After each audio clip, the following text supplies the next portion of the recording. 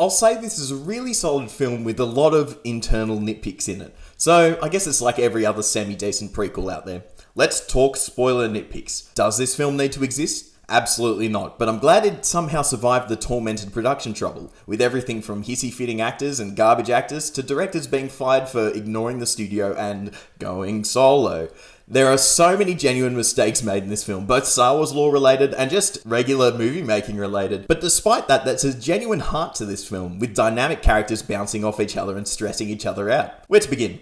I might start with Alden Ehrenreich's performance. He blatantly is not trying to emulate Harrison Ford, but I'm glad he's gone in a different direction. I would have been too distracted with a Harrison Ford impersonator fingering his way around the Falcon. Ehrenreich's performance is that he's playing a more naive, optimistic Han Solo, who is still amazed he can get away with his half-assed luck and deception. Considering this is a prequel, the supporting players you don't recognise have a target on their backs, as they have to be contrived to be deleted before they interrupt the established canon. But that excuse doesn't mean the creators have written thin characters. Kira, Tobias Beckett, Dryden Voss and L337 are varied and wonderful inclusions to the gangster world. There's deceptively dark themes mentioned or hinted at. Kira in particular, who started the film as an orphan in a slum, is captured in the prologue of the film, then returns indebted to work as an assistant to a classy but psychotic Dryden Voss. What does her job entail? It seems to be secretary and something more, the insinuation being she's now a sex worker for Voss. I believe it's hinted at, I'm not sure. But she keeps her positivity intact when Han Solo rocks up. Perhaps he can be the classic hero to let her escape these depressing surroundings. It's more complicated than that when she cynically realises she can replace Voss as the head galactic gangster. This film shows how hard it is to escape your lower class environment, with Han Solo seeing his only option as to join the military or become a gangster just like everyone else in his life. A little complaint, the only non-gangster he meets up with is his pal Chewie, but unfortunately I found the movie barely established why these guys are so inseparable.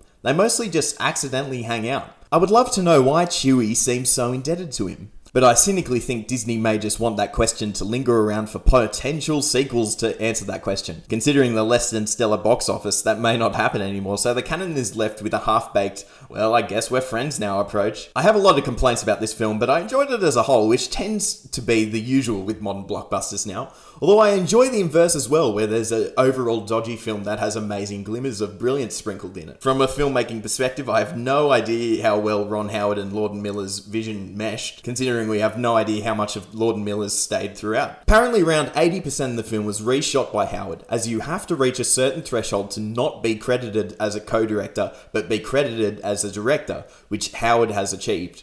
As a filmmaker, he makes a couple of small but crucial mistakes. The entire opening is too dark. I'm not talking thematically, I'm talking as in the screen is broken type dark. But apparently that cut has been delivered everywhere, so I guess we'll have to rely on the obligatory fan cut where someone has color corrected the film. But eventually the film visually evens out. But that opening establishes a visual theme of the film being a bit sepia toned, where the bright colors have been dulled to adhere to the Star Wars visual framework. One of the enjoyable things about the prequels is how much the colors popped, but that was done purposefully for a more previous, more lovelorn era before the dark times. But despite that reasoning, I think I prefer the colours popping rather than having the characters visually adhere to whatever planet they're based on. That's why the fluorescent lighting on board the Falcon usually creates the nicest looks, so my boy Lando Calrissian can look as flashy as possible. Star Wars has its first explicit political messaging, with L337 being a droid's rights activist, all based on a one-off aside in A New Hope where C-3PO and R2-D2 are both excluded from going into the cantina. L337 is more interested in continuing the revolution for robots everywhere. There's another aside gag that implies L337 and Lando have a physical relationship. It's made as a joke,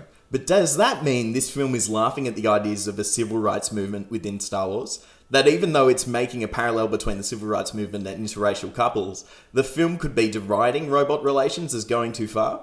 That brings up a larger question of when AI reaches peak sentience to the point where robots have varied personalities and individual physical traits. Should they be given civil rights? Will they go through the same trials LGBT or people of colour have gone through? Am I maybe not as progressive as I say I am, thinking that robots shouldn't have that level of sentience? Or am I overthinking a largely offhand joke? Another issue that annoyed me, although this is 100% superficial, is the shock inclusion of Darth Maul as a gang lord on the same level as Dryden Voss or Jabba the Hutt. What's the issue? He's alive in the Clone Wars show. There should be no issue. Nah, the issue is that if he is alive after Obi-Wan sliced him in half and pushed him down a bottomless pit, that he is demeaning the deaths of other Supreme Dark Side Force users, such as the Emperor who fell down a bottomless pit, and Supreme Leader Snoke who got sliced in half. Are we supposed to believe that this one-off apprentice could survive two separate things that killed off two separate Dark Side Force users? Apparently we should believe it just so Obi-Wan can perhaps canonically kill him again in Star Wars Rebels, or perhaps a solo Obi-Wan film? It's been revealed that the identity of the Gang Lord was kept a mystery until late in production, where Ron Howard and Star Wars creative directors were going through a list of characters they could utilize for shock value. Totally transparent Star Wars fan service with no real upside. Just a visually iconic character ready to come back for more toys. I mean, this whole saga is built on toys. Why am I complaining? Because up until then, they were good at hiding the fact this is a toy commercial. This minor detail bugged me so much that I'm legitimately deducting a star rating. Yes or no? How hideously cruel am I? This gets 7 out of 10. I also have a podcast in which I have discussed the political news stories of today. Thank you for hopefully watching.